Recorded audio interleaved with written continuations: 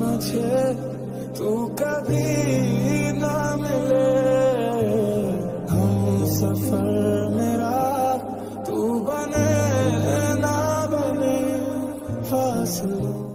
কেমন আছেন? ভালো। আপনি? ভালো।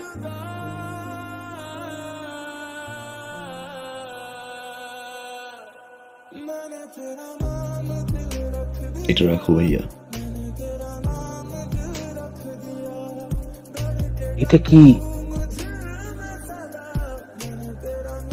1.5 লাখ টাকা। 1.5 লাখ টাকা? কেন?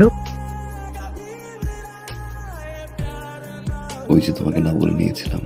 এটা লাগবে না। ছোট ভাইকে থেকে 1.5 লাখ টাকাতে একটা মোটরসাইকেল দিতেই পারি। রাখ, এটা লাগবে। রাখ রাখ রাখ।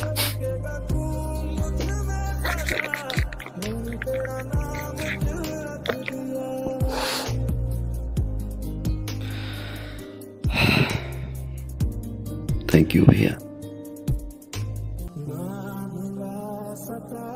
Thank you.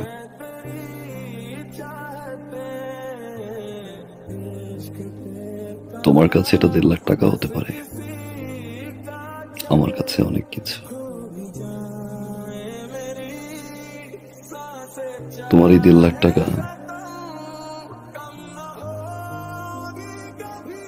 আমার এই জীবনের মোড় ঘুরিয়ে দিয়েছে ভাইয়া।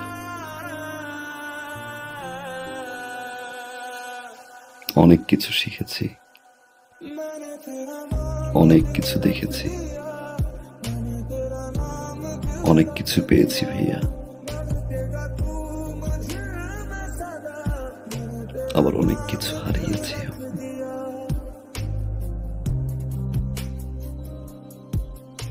এতদিন পরে এসে আমার মনে হলো এই টাকাটা তোমাকে ফেরত দেওয়া উচিত, কারণ এই টাকাটা আমার কাছে এখন বোঝা।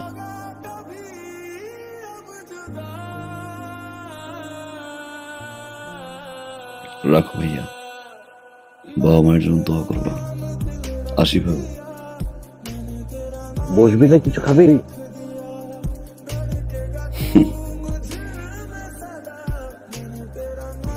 যে বাসা এখন পর্যন্ত আমার বাবা মাই খেতে পারেনি,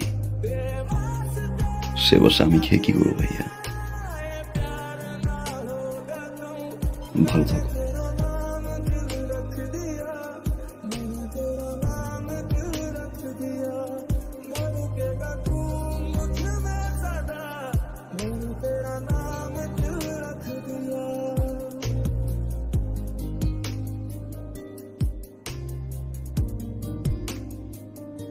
মা,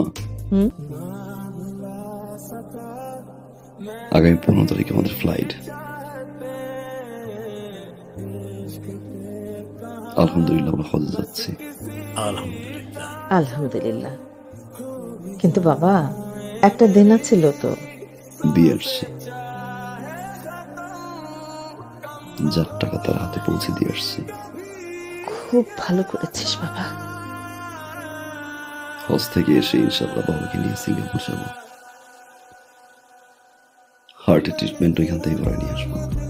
কিন্তু বাবা, আমরা এই যে সবাই মিলে আমরা হজ করতে যাইতেছি, কতগুলো টাকা খরচ হইতেছে, তারপর তুই দেনাটাও শোধ করলি।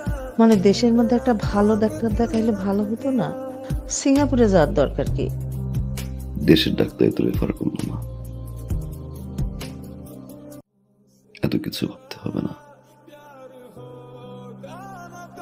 আমি যতদিন আছি তোমাদের সেবা করে যাব। সারা জীবন তো চালাই গেছি, এবার একটু সেবা করার সুযোগ দাও।